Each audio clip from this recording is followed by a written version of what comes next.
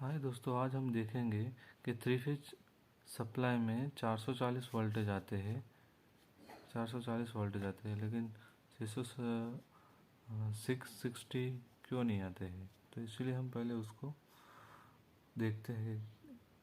उसमें तो दो चीज़ रहती है, एक रहता है स्केलर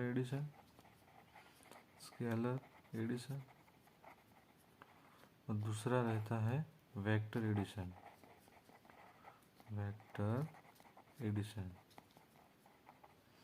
जो स्केलर एडिशन है वो हम जैसे कैलकुलेट करेंगे 220 प्लस 220 ऐसे होता है 606 वोल्ट, लेकिन इतने वोल्टेज नहीं आते हैं।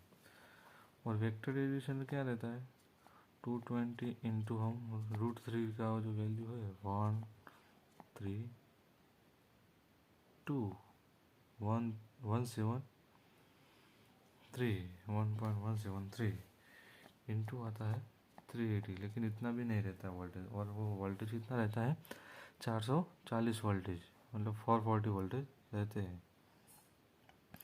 मान लो कि ये चीज़ मैं आपको समझा तो, जैसे वो 1 kg नमक है, 1 kg नमक है और ये रहा 2 kg नमक। इसमें अगर ये प्लस कर देंगे तो इसमें कितना हो जाएगा 3 kg नमक। और दूसरी चीज़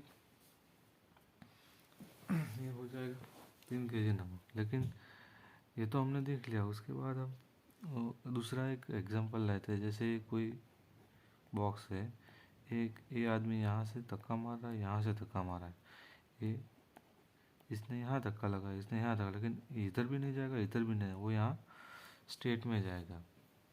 ऐसा होता है कभी कभी। क्या है ना, इसने ऐसे धक्का मारा और ये बी वाला आदमी है, उसने भी धक्का मारा, लेकिन वो पूरा सही तरह से नहीं जाएगा जिसको जी, लेकिन वो ये वाली दिशा में जाए। ऐसे ही वो रहता है वेक्टर एडिशन।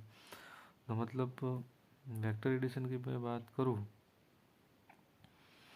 तो ये हमारा एक ऐसा चार्ट है वेक्टर एडिशन नॉर्मल। आपको समझ, ये 120 का कुछ एंगल रहता है।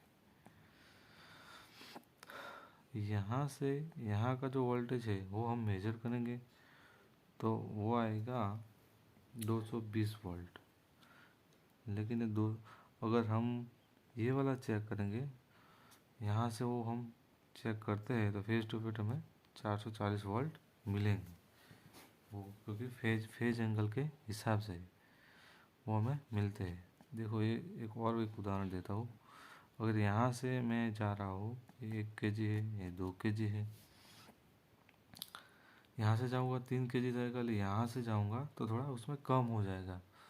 तो ये हमारा वेक्टर एडिशन हमें ये दिखाता है कि ये हमारे जो थ्री फेज सप्लाई में वो 440 वोल्टेज ऐसे आते हैं। तो अगर आपको पता चल जाए होगा, एक तो आता है वेक्टर एडिशन और आता है स्केलर एडिशन। इसीलिए 660 वोल्टेज नहीं आते।